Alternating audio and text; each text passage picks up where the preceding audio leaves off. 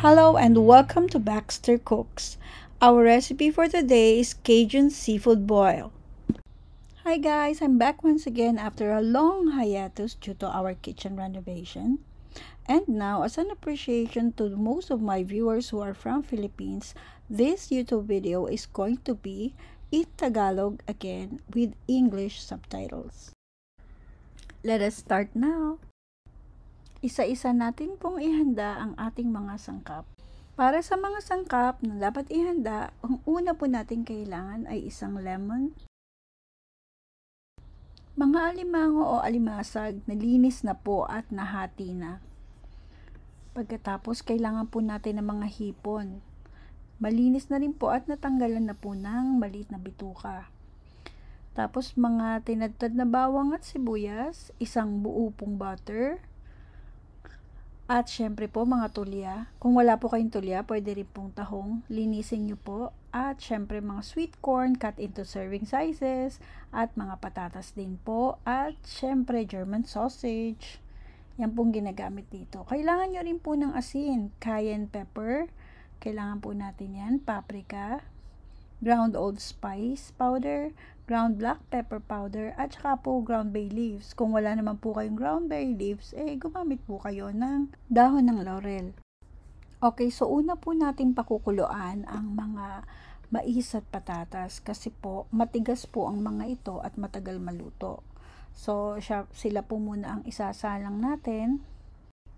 Kasunod po nito ay atin na pong hahaluin ng ating mga spice. So, ayan po, isang tablespoon ng ground allspice, isang tablespoon din po ng paprika, isang tablespoon ng cayenne pepper, kalahating tablespoon ng ground bay leaf, at isang tablespoon na ground black pepper. Okay. Kung wala po kayong ground bay leaves, pwede po kayong gumamit ng dahon ng laurel. Haluin at durugin mabuti ang mga buo-buo. Okay, magpakulo po muna tayo ng tubig na may isang kutsarang asin or sea salt. Pwede rin naman po yung malalaking asin. Okay, kapag kumukulo na, maaari nyo na pong ilagay ang mga tulya. Ito pong mga tulya, or maaari din po kayong gumamit ng tahong, siguraduhin nyo po na nababad nyo sa tubig at napasukan nyo na. Kailangan malinis po siya bago nyo pakuluin.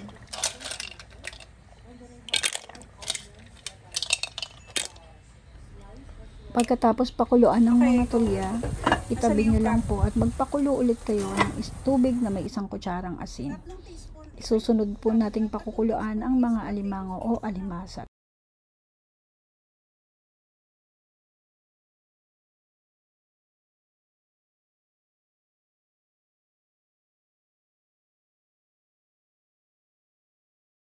Kung marami po kayong gagamiting alimango o alimasag, kaya siguraduhin nyo po na malaki ang kaldero at maraming tubig.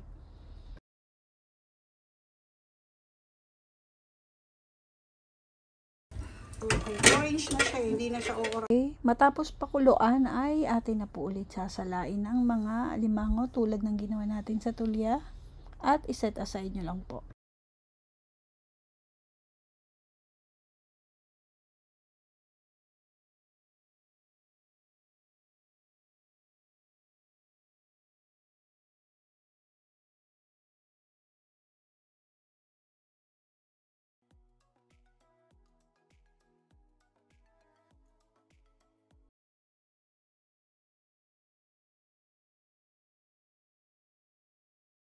Okay, so ulitin po natin ulit. Magpapakulo ulit tayo ng tubig na may asin at ilalagay naman po natin ang ating mga hipon o mga sugpo. Depende po kung ano po yung nabili ninyo. Malalaking hipon, pwede rin.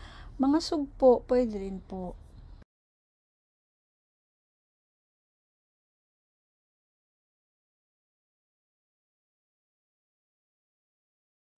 Kapag luto na ang hipon, same din po, hahanguin at sasalain. At isasaysan tabi po muna.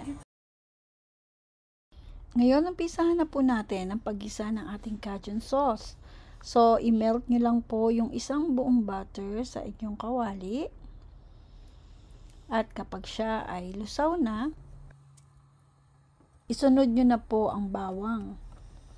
So, yan pong bawang ay igigisa nyo po dyan sa napakaraming butter. Yan po.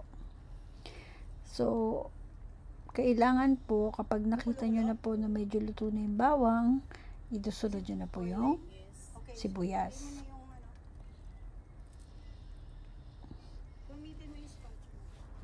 Okay, so hayaan nyo lang po na kumulo yung butter at mag-blend po yung lasa ng sibuyas at bawang sa butter.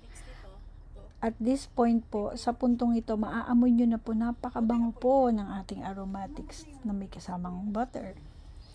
So, isusunod nyo na po dyan yung German sausages. Yan po, in-slice lang po natin ng pa-slant.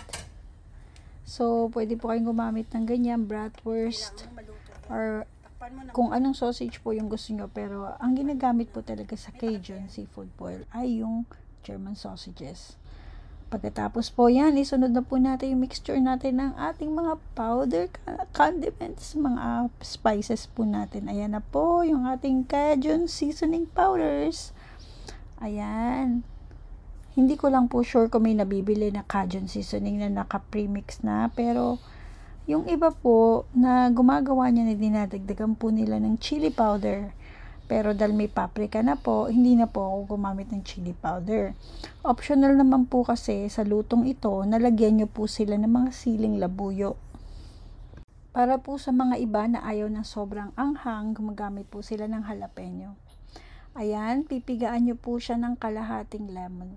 Actually, isang buong lemon po pala. Kasi marami po yung ginamit kong ingredients.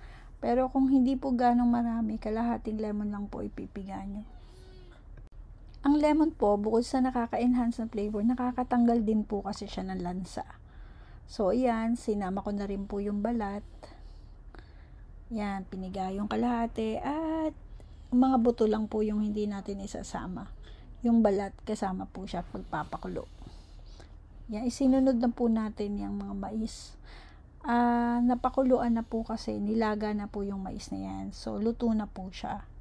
Then, yung mga potatoes po, boiled na rin po yan. Luto na rin yan. So, imimix na lang natin. Pagpasensyahan nyo na po at na-donate ko pala yung aking malaking kawa. So, ngayon, wala akong malaking wok. Alam nyo naman po, sa ibang bansa, hindi ganun kadaling humanap ng kawa na malaki kung ikaw ay may bahay lamang at wala ka namang malaking restaurant. So, hindi na po ako bumili nun. Yan, tinatsagaan ko na po yung aking maliit na kawali. So, yan po, minahalo ko na po muna yung maliliit na ingredients. So, inuna ko yung tulya. Isusunod ko na po dyan yung hipon at yung aking mga crabs. So, yun lang po, imimix nyo lang po ng imimix. At kung meron kayong malaking lalagyan, isalin nyo lang po sa mas malaking lalagyan.